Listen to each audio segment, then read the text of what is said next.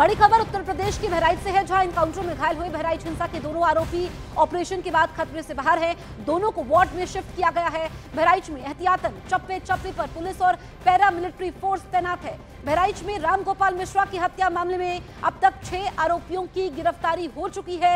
इसके साथ ही हिंसा आगजनी में 50 से ज्यादा आरोपियों की गिरफ्तारी हुई है। बड़ी जानकारी आप तक पहुंचा रहे हैं। यूपी के बहराइच में चप्पे चप्पे पर पुलिस फोर्स तैनात है। दरअसल एनकाउंटर में घायल आरोपियों का ऑपरेशन होता है, सफल ऑपरेशन होता है और जानकारी ये मिल रही है कि दोनों आरोपी खतरे से बाहर है, जिसमें सरफराज और तालिब दोनों खतरे से बाहर बताए जा रहे हैं। ये नेपाल भागने की फिराक में थे और उसके बाद इनकी पुलिस से मुठभेड़ होती है, जिसमें इनके पैर में गोली लगती है। आपको बताएं कि जो हिंसा बहराइच में होती है, आगजनी होती है, अशांति फैलाने की कोशिश होती है, इसमें अभी तक 50 से ज्यादा लोगों की गिरफ्तारियां हो चुकी है। लेकिन सरफराज मुख्य आरोपी था, जो कल एनकाउंटर में घायल होता है।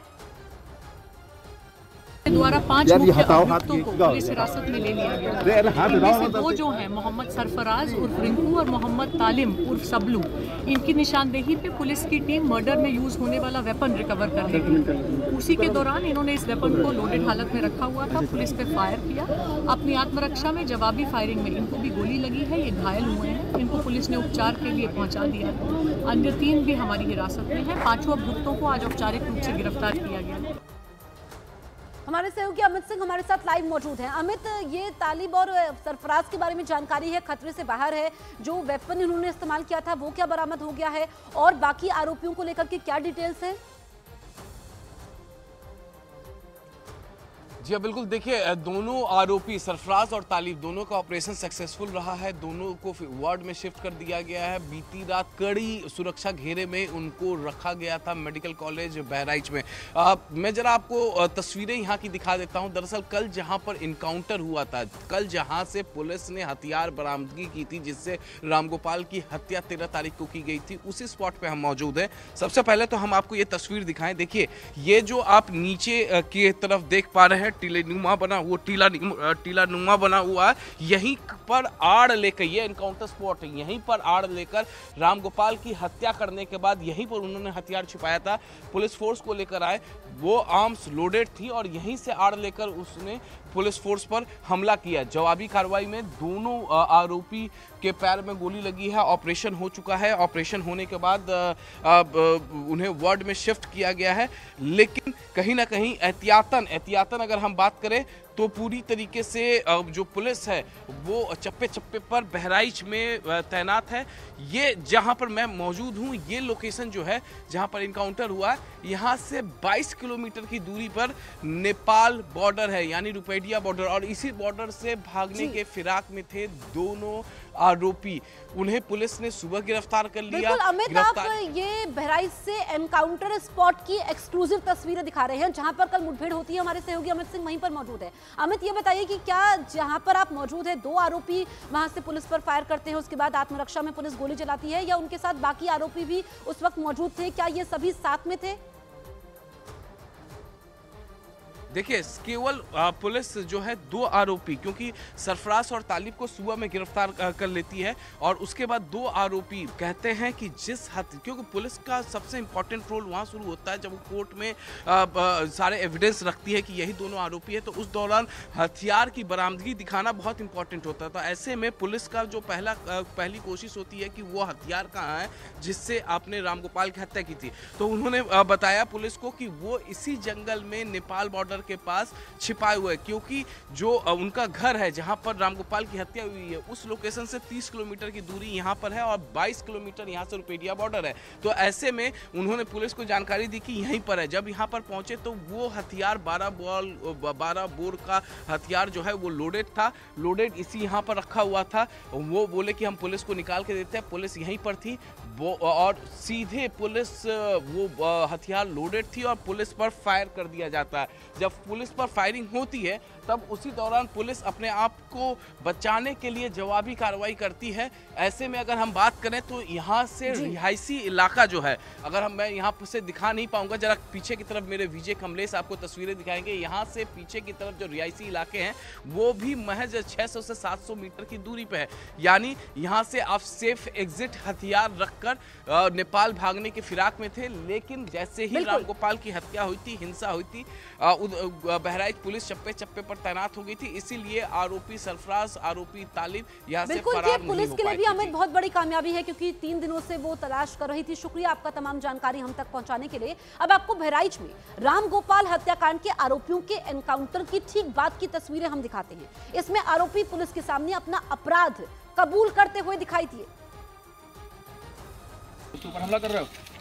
हम लोग देखो तो गलती नहीं करेंगे, अब कभी गलती नहीं करेंगे। क्यों गोली चला दी है पुलिस के ऊपर? सर हम लोग भागना चाह रहे थे कि फायर करके निकल गलत है ना? गलती वहाँ की अपराध करो फिर दूसरी अपराध कर रहे हो? गलती हो गई सर। हम लोग प्यार से लेके आ रहे थे, इतना भरोसा नहीं था तुम लोगों पर, किस तरह करोगे? उसके ऊपर हमला कर रहे हो? हम लोग देखो तो गलती नहीं करेंगे, अब कभी गलती नहीं करेंगे। क्यों गोली चला दी है पुलिस के ऊपर? सर हम लोग भागना चाह रहे थे कि फायर करके निकल गलत है ना? गलती वहाँ की अपराध करो फिर दूसरी अपराध कर रहे हो? गलती हो गई सर। हम लोग प्यार से लेके आ रहे थे, इतना भरोसा नहीं था तुम लोगों पर, किस तरह करोगे? उसके ऊपर हमला कर रहे हो?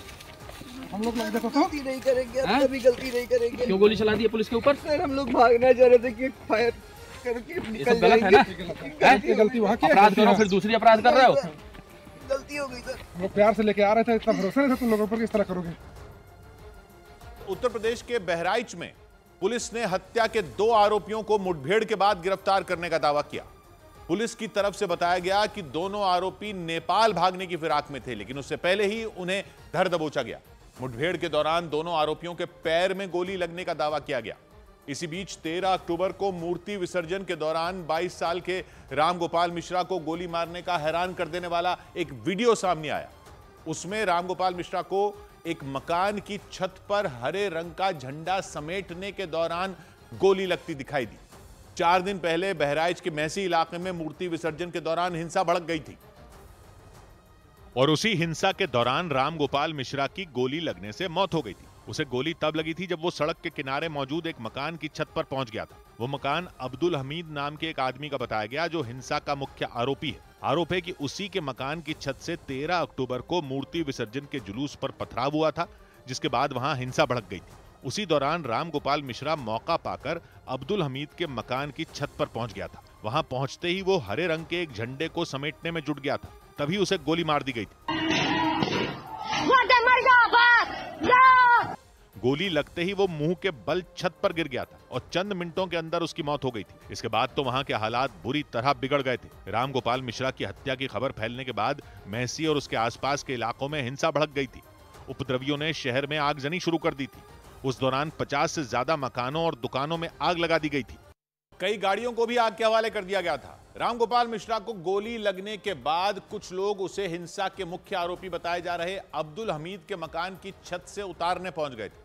आरोप है कि उस वक्त भी मकान के अंदर मौजूद लोगों ने उन पर पथराव किया था और उन पर गोलियां तक चलाई थी। खून से लथपथ रामगोपाल मिश्रा को कुछ लोग उठाकर अब्दुल हमीद के मकान की छत से उतारने में जुटे थे। उसी दौरान काले रंग की टी शर्ट पहने एक लड़का दीवार की आड़ लेकर उन पर पत्थर फेंकता दिखाई दिया था। उसके पत्थर फेंकने के बाद वहां एक दूसरा आदमी पहुंच गया था। उसके हाथ में एक बंदूक नजर आई, जिसे उसने रामगोपाल मिश्रा को छत से उतार रहे लोगों पर तान दिया था। आरोप है कि उस दौरान उस आदमी ने उन पर कई गोलियां चलाई थी। हालांकि गोली चलाने वाले उस आदमी की पहचान नहीं हो सकी। बाद में वहां से किसी भी तरीके से रामगोपाल को निकालकर अस्पताल ले जाया गया था, जहां उसकी जान नहीं बचाई जा सकी थी। पोस्टमार्टम रिपोर्ट के मुताबिक रामगोपाल मिश्रा को 25 से 30 छर्रे लगे थे और ज्यादा खून बह जाने की वजह से उसकी मौत हो गई थी। रिपोर्ट में बाईं आंख और अंगूठे पर चोट के निशान होने का भी जिक्र किया गया। पैर के दोनों अंगूठों के नाखून उखड़े होने की भी बात सामने आई। इसी वजह से यह दावा किया गया कि हत्या से पहले रामगोपाल मिश्रा की बेरहमी से पिटाई की गई थी। इसी बीच बहराइच में मृतक रामगोपाल की पत्नी का एक वीडियो वायरल हो रहा है, जिसमें वो न्याय की मांग करती नजर आ रही है। डोली मिश्रा रामगोपाल की पत्नी, जिनकी आज से 4 दिन पहले हत्या हुई है। हम न्याय मांग रहे हैं, जो न्याय हमें मिल नहीं रहा है। पुलिस प्रशासन हमें न्याय नहीं दिला रही है। वो लोग घूस ले लिए हैं, उन्हें पकड़े तो ज़रूर हैं लेकिन उन्हें मारा नहीं गया है। हम लोगों को दिखा दिया गया है कि पैर पे गोली मारी गई है, लेकिन इंसाफ हमारे साथ नहीं हो रहा है। पुलिस प्रशासन हमारे साथ बहुत अन्याय कर रही है, हमें इंसाफ नहीं दिला रही है। और इन सबके बीच रामगोपाल मिश्रा की हत्या के 2 आरोपी सरफराज और तालिब पुलिस मुठभेड़ में घायल हो गए। मुठभेड़ के दौरान दोनों के पैर में गोली लगने का दावा किया गया। पुलिस ने इन दोनों के अलावा 3 और आरोपियों को भी गिरफ्तार करने का दावा किया। पुलिस के मुताबिक गिरफ्तार किए गए सभी आरोपी नेपाल भागने की फिराक में थे, लेकिन पुलिस का कहना है कि एक सूचना के आधार पर उन्हें चारों तरफ से घेर कर गिरफ्तार कर लिया गया।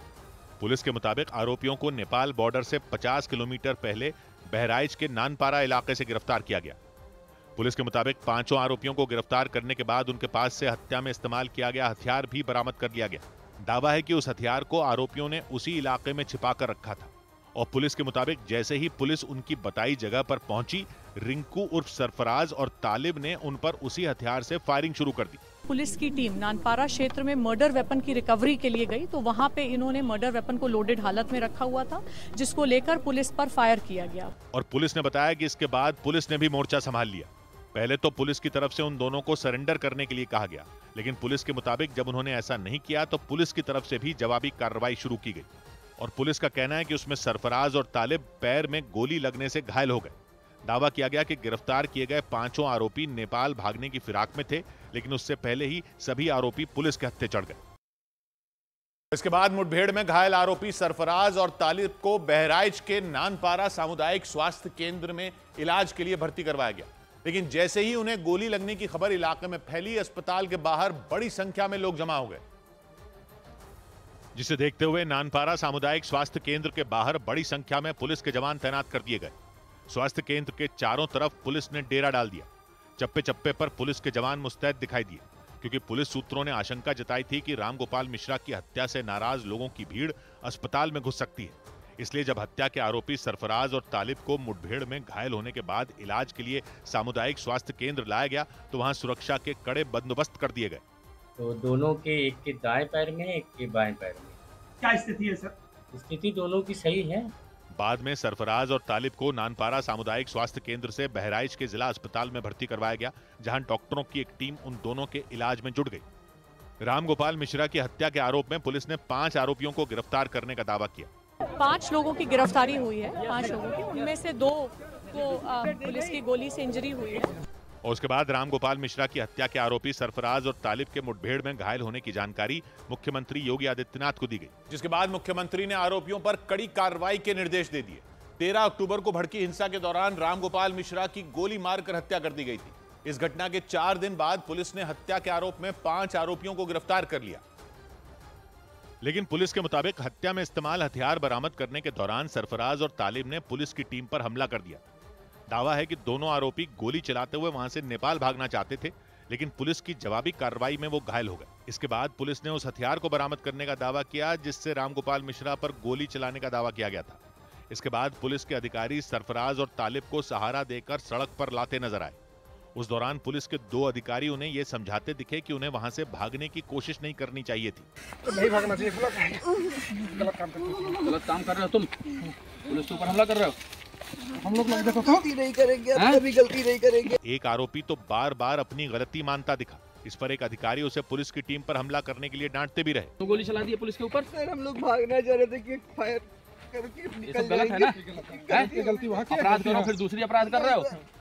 गलती हो गई सर। हम लोग प्यार से लेके आ रहे थे, इतना भरोसा नहीं था तुम लोगों पर, किस तरह करोगे। सरफराज और तालिब के पैर में गोली लगी थी जिससे वो दर्द से कराह रहे थे, लेकिन थोड़ी देर बाद पुलिस के अधिकारी दोनों को सड़क पर ले आए। इसके बाद उन दोनों को गाड़ी से इलाज के लिए नानपारा सामुदायिक स्वास्थ्य केंद्र ले जाया गया। बहराइच हत्याकांड में आरोपियों के एनकाउंटर पर जमकर राजनीति हो रही है। विपक्ष लगातार इसको लेकर योगी सरकार पर हमलावर है। एआईएमआईएम चीफ असदुद्दीन ओवैसी ने एक्स पर लिखा, बहराइच हिंसा के आरोपियों का पुलिस से एनकाउंटर का सच जानना मुश्किल नहीं है। योगी की ठोक देंगे नीति के बारे में सब जानते हैं। अगर पुलिस के पास इतना सबूत होता तो आरोपियों को कानूनी सजा दिलाने की कोशिश होती। वहीं एआईएमआईएम के इम्तियाज जलील ने भी इसको लेकर सवाल खड़े किए हैं। उन्होंने कहा कि अदालत और पुलिस स्टेशन बंद कर देने चाहिए, जिस पर बीजेपी के सुधांशु त्रिवेदी ने पलटवार किया।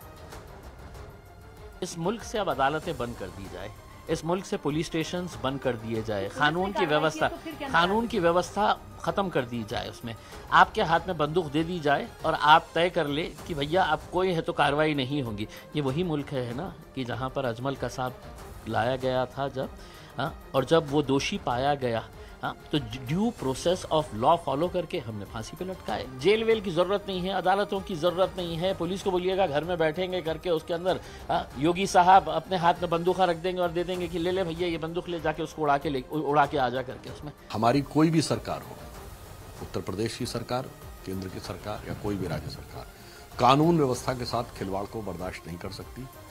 और योगी जी की सरकार ने तो इस मामले में नए कीर्तिमान भी स्थापित किए हैं।